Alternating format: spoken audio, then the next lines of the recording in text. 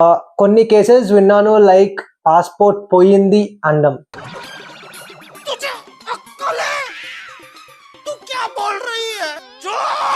Passport పోయింది అని చెప్పేసి యూట్యూబ్లో కానీ ఇన్స్టాలో కానీ అలా రీల్స్ చూస్తూ ఉన్నా. సో నేను కూడా ఇన్ని రోజులు యాక్చువల్లీ రీసెర్చ్ చేశాను అనమాట, పాస్పోర్ట్ పోతే ఏం చేయాలా అని చెప్పి.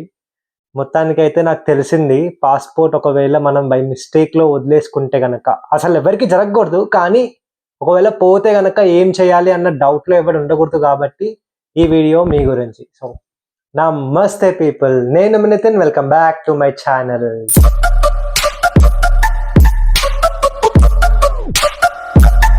సో పాస్పోర్ట్, ఒకవేళ మీరు ఒక స్టూడెంట్ అయి ఉండి మీరు వేరే కంట్రీకి వెళ్ళి అక్కడ మీరు పాస్పోర్ట్ క్యారీ చేస్తున్నప్పుడు ఎక్కడన్నా బై మిస్టేక్లో పడేసుకొని పోతే కనుక ఏం చేయాలి అంటే, మీరు ఒక 4 స్టెప్స్ ఫాలో అయితే చాలు.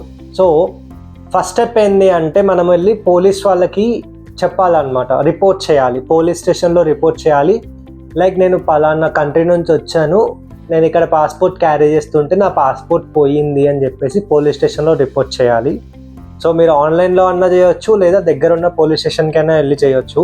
అలా చేయడం వల్ల పోలీస్ వాళ్ళు మీకు ఒక లెటర్ ఇస్తారు, లైక్ లాస్ట్ లెటర్ ఇస్తారు. ఆ లెటర్ మీ దగ్గర జాగ్రత్తగా పెట్టుకోవాలన్నమాట, అది యూజ్ అవుతుంది.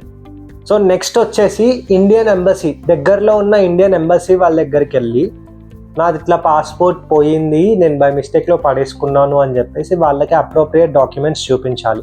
లైక్ పోలీస్ దగ్గర రిపోర్ట్ ఏదైతే దొరుకుతుందో ఆ రిపోర్ట్, దాంతోపాటు మీరు ఇక్కడికి ఎందుకు వచ్చారు, లైక్ పలానా కంట్రీకి ఎందుకు వెళ్ళారు, అక్కడ ఏం చేస్తున్నారు, పాస్పోర్ట్ ఎక్కడ పోయింది, ఎలా పోయింది అన్న డీటెయిల్స్ వాళ్ళకి ఇస్తే వాళ్ళు వెరిఫై చేసుకుంటారు.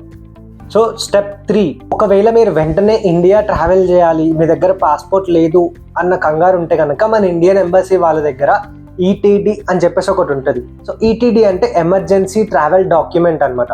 సో ఆ డాక్యుమెంట్తో మనం పాస్పోర్ట్ లేకుండానే వేరే కంట్రీ నుంచి మన ఇండియా కంట్రీకి ట్రావెల్ చేసుకోవచ్చు.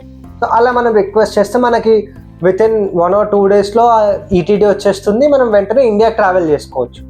లేదు అంటే మనకి టైం ఉంది, అక్కడే ఉండొచ్చు, కొన్ని రోజులు ఉండి దాని తర్వాత ట్రావెల్ చేసుకోవచ్చు అన్న టైం ఉంటే కనుక మనం ఏం చేయాలంటే కొత్త పాస్పోర్ట్ అప్లై చేయాలి ఇండియన్ ఎంబసీ వాళ్ళ దగ్గరే. సో ఇలా స్టెప్ 1, 2, 3 కంప్లీట్ అయిపోతుంది. సో స్టెప్ 4లో ఏంటి అంటే, మనకు పాస్పోర్ట్ వస్తుంది కానీ వ్యాలిడ్ వీసా ఉండదు మన దగ్గర. ఆల్రెడీ ముందు వచ్చిన పాస్పోర్ట్లో మనకు వీసా స్టాంపింగ్ అవన్నీ ఉంటాయి, కానీ ఇప్పుడు ప్రెసెంట్ కొత్త పాస్పోర్ట్లు అవేమి ఉండవు కదా. సో ఆ వీసా స్టాంపింగ్ గురించి ఎస్పెషల్లీ జర్మనీలో ఉన్న స్టూడెంట్స్ అయితే ఆస్లాండ్ విహోబాకి వెళ్ళాలన్నమాట. సో అది ఫారెన్ ఆఫీసెస్ అనమాట. అక్కడ అన్ని ఆ ఎంబసీకి వెళ్ళి వాళ్ళకి ఇలా నా పాస్పోర్ట్ పోయింది, నేను ఇలా పోలీస్ రిపోర్ట్ తీసుకున్నా అని ఆ ప్రూఫ్, అండ్ ఇండియన్ ఎంబసీకి వెళ్ళి పాస్పోర్ట్ అప్లై చేశా అన్న ఆ ప్రూఫ్ వాళ్ళకి ఇచ్చి, మీరు ఉంటున్న అడ్రస్ ప్రూఫ్, మీరు చదువుతున్న యూనివర్సిటీ, అవన్నీ ప్రూఫ్లు వాళ్ళకి ఇస్తే కనుక వాళ్ళు వెరిఫై చేసుకొని మీకు ఒక రెసిడెంట్ పర్మిటో లేదా వీసానో ఏదో ఒకటి అలాట్ చేస్తారనమాట. సో ఇలా మీరు ఒకవేళ పాస్పోర్ట్ పోతే కనుక ఈ ప్రాసెస్ అంతా చూసుకోవాలి. ఈ వీడియో మీకు కనుక వెళ్ళిపోయి ఉంటే సబ్స్క్రైబ్ చేసుకోండి మరి. And thank you for each and every one. నాకు 1000 సబ్స్క్రైబర్స్ అయ్యారు. సో ఇకపై మీ సపోర్ట్ నాకు ఎంతో ఉత్సాహాన్ని ఇస్తుంది. And thank you so much everyone. Love you all. Bye.